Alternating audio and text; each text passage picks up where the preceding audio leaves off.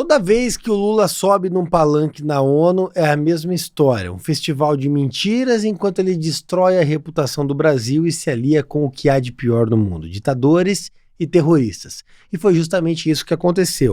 Tá aqui. Lula exalta a Palestina e critica países ricos e pede regulação de inteligência artificial na ONU. O Lula discursou na última terça-feira na abertura da 79ª Assembleia Geral da ONU, a Organização das Nações Unidas, lá em Nova York. Ele está lá em Nova York e não está preocupado com as queimadas aqui no Brasil, por exemplo. Inclusive levou a Marina Selva lá com ele para falar de malária e esquecer que a Amazônia está pegando fogo. E ele exaltou a presença da Comissão da Palestina na cúpula. Fez indiretas ao Elon Musk, dono do X, e disse que o uso da rede social de forma ilegal está se tornando regra no mundo. Ou seja, você falar o que você pensa de maneira livre é regra no mundo, exceto no Brasil, onde você é regulado e não pode externar sua opinião. E aí, inclusive, vão abrir aspas porque o descondenado disse lá: o que começou como uma ação terrorista de fanáticos contra civis israelenses inocentes tornou-se uma punição coletiva de todo o povo palestino. São mais de 40 mil vítimas fatais, em sua maioria mulheres e crianças. O direito de defesa transformou-se no direito de vingança, o que impede um acordo para a liberação dos reféns.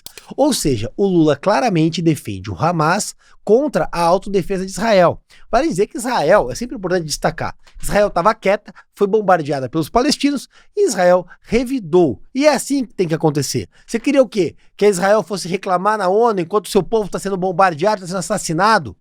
A questão é que é a seguinte: o Lula, assim como toda a esquerda no mundo, fez um acordo com os terroristas palestinos para esconder o seu antissemitismo. E aí, na defesa da Palestina, eles destinam o seu ódio a todo o povo judeu, a todo o povo de Israel. É isso que eles fazem deliberadamente. O discurso de Lula na ONU hoje não poderia se diferenciar em nada de algum discurso que teria sido feito pelo Hitler em 1937 na ONU, porque é exatamente o mesmo padrão: atacar o povo de Israel, criar um fantasma, criar um factoide, utilizar a defesa de direitos humanos, defesa de qualquer outra coisa para atacar o povo judeu. É isso que representa a esquerda. Então eu destaco para você: se você for à urna e votar 50 Guilherme Boulos, você está votando contra o povo judeu, você está votando pelo antissemitismo. Seria o mesmo que se votasse no Hitler. É exatamente a mesma coisa. Inclusive o próprio Lula atacou o X, defendeu reforma no Conselho de Segurança da ONU em seu discurso da ONU. Ele foi além, ele piorou, né? Ele disse o seguinte: a liberdade é a primeira vítima de um mundo sem regras. Então vem cá, você quer regras para regulamentar a sua liberdade, para ser livre? É isso que defende o Lula? A sua liberdade está diretamente atrelada a regulamentar a tua própria liberdade? O Lula se esquece que o meio livre, na verdade, é meio preso.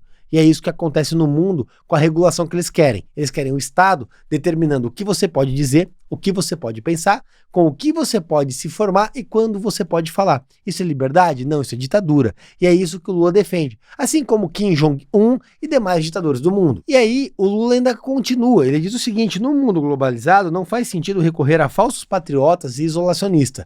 Quem é isolacionista é o próprio Lula, que isola o Brasil do mundo ao se unir com as piores ditaduras do mundo. O Lula sempre está na contramão da democracia, assim como sempre está na contramão da liberdade. E o Lula ainda foi além. Ele disse o seguinte: meu governo não terceiriza a responsabilidade nem abdica de sua soberania.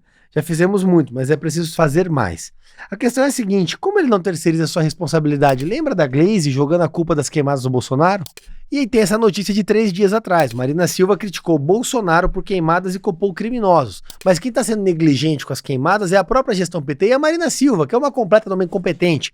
É uma inapta. Ela está conduzindo a pasta de como se fosse a cozinha da casa dela, não consegue conduzir o governo, não consegue coibir as queimadas, não consegue coibir o que está acontecendo no país e aí resolve culpar o Bolsonaro. A grande realidade é que o PT deixou o país pegando fogo, tanto na economia quanto nas florestas. E a coisa tá tão feia que tem até artista já criticando a queimada no Brasil. Dá uma olhada.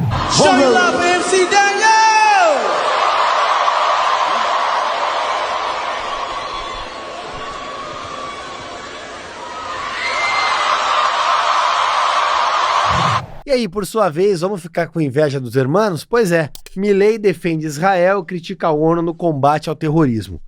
E aí disse o Milei: essa casa diz que defende direitos humanos, mas dão origem a ditaduras sangrentas como Cuba e Venezuela, e permitem que países que punem mulheres por mostrarem a pele. E o Milei fechou o discurso da ONU da seguinte maneira: Viva la libertad! Ciudadanos del mundo y que las fuerzas del cielo nos acompañen. ¡Viva la libertad, carajo! Ele ainda aproveitou para encontrar o Elon Musk, um encontro sobre a liberdade, um encontro sobre você continuar falando o que você pensa. Que inveja do povo argentino, que começa a voltar a ter uma economia pujante, começa a ter o seu lugar de protagonismo no mundo, enquanto o Brasil se alia com o que há de pior em termos de democracia no mundo. E vale destacar que o Elon Musk estava com o boné do Trump quando recebeu o Milei. Só que aqui no Brasil, o Pablo Marçal não pode usar um boné no debate com um M.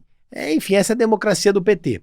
E aí, falando em PT, o governo Lula vai editar nova regra sobre abordagens policiais suspeitos, uso de armas e algemas. Ou seja, ele vai dificultar ainda mais a abordagem policial, vai dificultar ainda mais a forma como a polícia age para defender a bandidagem. O objetivo das novas diretrizes elaboradas pelo Ministério da Justiça, que é o Lewandowski lá, é definir protocolos mais claros, porque na visão do governo, com eles, se poderá diminuir a letalidade policial. O procurado, o Ministério informou que a proposta está em trâmite interno. Ou seja, se o bandido trocar tiro com o policial, talvez ele vai ter que jogar rosas e livros no bandido enquanto ele é alvejado pela criminalidade. Porque é isso que vai acontecer na gestão PT. Então, para e pensa.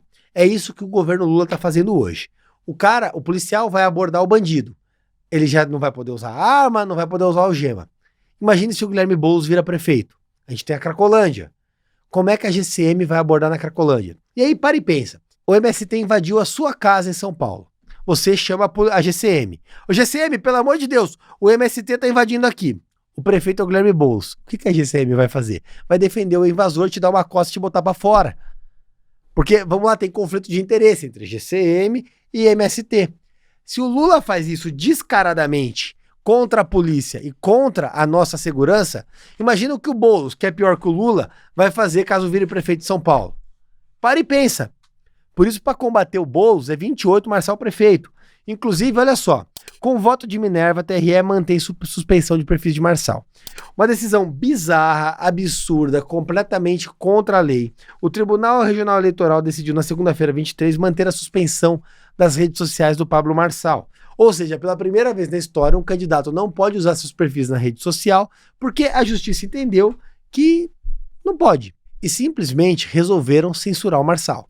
O Marçal é censurado no Instagram, o Marçal é censurado no YouTube, em todas as redes sociais. Até no site dele que não monetiza ele foi censurado. O Marçal é censurado no debate. O Marçal ele é objeto de manipulação dos organizadores de debate. Não pode sequer usar um boné no debate. Não tem tempo de TV. Não tem fundo eleitoral. E ainda assim está causando mal-estar no sistema pesado.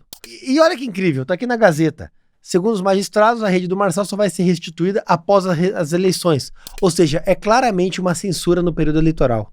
Isso é ou não a perseguição ao candidato antissistema? Está cada vez mais claro do lado que a gente tem que estar. O único candidato antissistema, Pablo Marçal, 28. Por isso, dia 6 de outubro, é Rubinho Nunes, 44555, com Pablo Marçal, prefeito, 28. Hoje eu tô no meio de Paraisópolis, lacrando um baile funk, lacrando a adega que sustenta o baile da 17. É muito fácil fazer política dentro do gabinete, lacrar no esquerdista burro no meio de uma avenida. A gente sabe que eles são demagogos. A questão é que a política de verdade é botar a mão na massa e levar paz pra comunidade.